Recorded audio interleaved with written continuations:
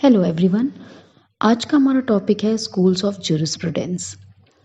तो schools of jurisprudence में सबसे पहला क्वेश्चन ये अराइज होता है कि ये क्या है, हमें इसे क्यों पढ़ना चाहिए। इसके लिए हम पहले अगर ज्यूरिस्प्रूडेंस को देखें तो ज्यूरिस्प्रूडेंस का मतलब है knowledge of law and its application and it covers the whole body of legal principles in the world. मतलब लॉ को समझने के लिए, उसे बनाने के लिए कुछ सिद्धांतों की नीड होती है। सिद्धांतों पर यानी प्रिंसिपल्स पर स्टेट ये डिसाइड करता है कि किस तरह से और क्या लॉज बनाए जाएं ताकि social order, public order, persons के इंटरेस्ट्स, राइट्स को प्रोटेक्ट किया जा सके।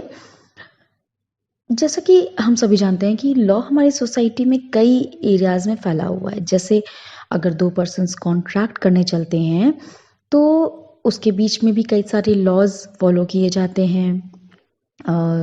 कोई प्रॉपर्टी का परचेज हो रहा है, सेलिंग हो रही है, तो उसमें भी कई लॉज फॉलो किए जाते हैं। कंपनीज को लेकर के, कंपनीज में बहुत सारे ऐसे लॉज होते हैं जो फॉलो किए जाते हैं।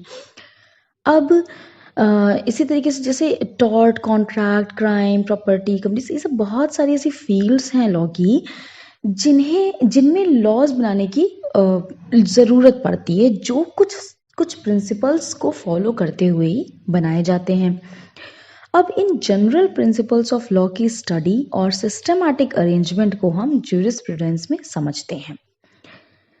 अब कई स्कॉलर्स ने अपने अपने व्यूज़ को सामने रखा। जैसे कि अगर चार लोग बैठे हों तो सबके अपने अपने अलग अलग व्यूज़ होते हैं। किसी पर्टिकुलर एक सिंगल टॉपिक पर भी कई तरीके के व्यूज़ निकल के आते हैं। उसी तरीके से लॉज को बनाने के लिए किन प्रिंसिपल्स को अप्लाई करना चाहिए, मतलब ये कि हमें लॉ को एज अ साइंस लेना है या लॉज स्टेट के द्वारा बनाए जाते हैं, कमांड एक रखी जाती है लॉज के थ्रू ना सोसाइटी पर।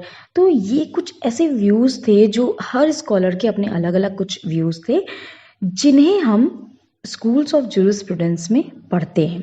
एक तरीके से इसको 4 स्कूल्स में कैटेगराइज किया गया है, जो कि इम्पॉर्टेंट हैं। कॉम्पिटिटिव एग्ज़ाम्स के पर्पज़ से भी ये चारों स्कूल्स काफ़ी इम्पॉर्टेंट हैं, जिनमें analytical school, historical school, philosophical school and sociological school आते हैं। इन्हें हम वन बाय वन करके समझना स्टार्ट करेंगे। तो सबसे पहले हम एनालिटिकल स्कूल को देखते हैं। एनालिटिकल स्कूल कहता है कि लॉ का डायरेक्ट रिलेशन होता है स्टेट से। लॉ को state as a command use करता है और इसीलिए एनालिटिकल स्कूल ने लॉ को एज इट इज एक्सेप्ट किया। मतलब जो है उसे वैसे ही एक्सेप्ट किया, यानी कि जो करंट सिचुएशन है, जो करंट सिचुएशन होगी उसके अकॉर्डिंगली ही लॉ क्रिएट किया जाएगा, फॉलो किया जाएगा। फ्यूचर या पास्ट से इस स्कूल के एक्सपोनेंट्स, जो जिन्होंने इसको बनाया, इस स्कूल में जिन्होंने अपने विचार रखे, उन्होंने फ्यूचर या पास्ट से कोई रिलेशन नहीं रखा, कोई मतलब नहीं रखा। कमांड होने की रीज़न से इस स्कूल को इम्पेरेटिव स्कूल भी कहते हैं और लॉ को एज इट इज सिचुएशन में एग्जिस्ट, जो कर रही सिचुएशन उसमें एक्सेप्ट करने की रीज़न से हम इसे पॉजिटिव स्कूल भी कहते हैं। एनालिटिकल स्कूल के मेन एक्सपोनेंट्स हैं Jeremy Bentham and John Austin. इसीलिए इसे ऑस्टिनियन स्कूल के नाम से भी जाना जाता है। अब हम इसमें जेरेमी बेंथम और जॉन ऑस्टिन के व्यूज़ को आगे समझेंगे, लेकिन आज के टॉपिक को मैं यहीं रोकते हुए इस इतने पोर्शन में बनने वाले कुछ ऑब्जेक्टिव क्वेश्चंस को इंट्रोड्यूस करना चाहूँगी, जो कि कॉम्पिटिटिव एग्जाम्स में आ चुके हैं और आपको ये आगे भी रिपीटेशन में आपको मिल सकते हैं। इनमें फर्स्ट क्वेश्चन है about the positive approach of law who said this is a confluence of command, sanction and sovereignty. इसका आंसर है हार्ट। नेक्स्ट क्वेश्चन है Analytical, historical, and ethical jurisprudence are different parts of jurisprudence. According to किसने ये कहा है? किन के according मतलब analytical historical and ethical jurisprudence different parts हैं jurisprudence के. एक्चुअली यही तीनों मेन पार्ट्स हैं, मेन मतलब स्कूल ऑफ jurisprudence इन्हीं में तीन में कैटेगराइज किया गया है. तो ये इसका आंसर है सालमंड. नेक्स्ट क्वेश्चन है analytical positivism doesn't mean that, हम इनमें से एक चूज करना है कि एक ऑप्शन चूज करना है कि एनालिटिकल पॉजिटिविज्म क्या नहीं है, क्या नहीं कहलाता. तो जैसा कि हमने अभी जाना कि स्टेट कमांड के तौर पर इस स्कूल में मतलब लॉज बनाता है, कमांड करने के लिए लॉज बनाए जाते हैं. तो पहला ऑप्शन करेक्ट है ना. लॉ एज इट इज़, हमने अभी भी बात करी कि law as it is accept किया गया है एनालिटिकल स्कूल में, ना कि वो क्या होना चाहिए, पास्ट या फ्यूचर को नहीं देखा गया है.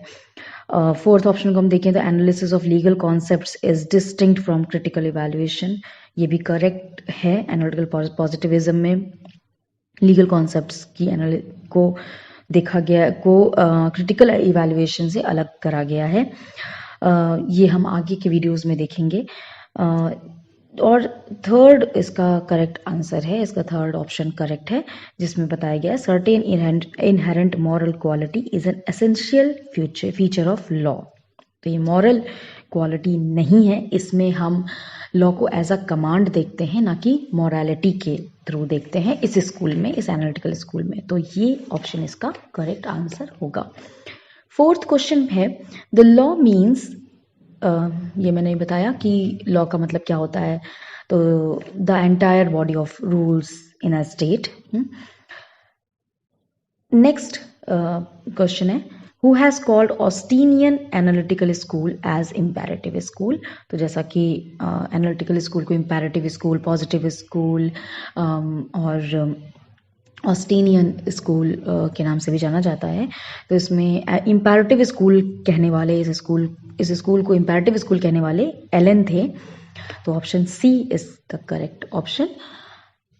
इस वीडियो को हम यहीं एंड करते हैं. आगे के वीडियोस में हम जेरेमी बेंथम के बारे में जानेंगे. और अगर आपको ये वीडियो अच्छा लगा हो तो इसे लाइक करिएगा, आपको इम्पोर्टेंट लगे. आगे की वीडियोस अगर आप देखना चाहते हैं तो इस चैनल को सब्सक्राइब करें. Thank you.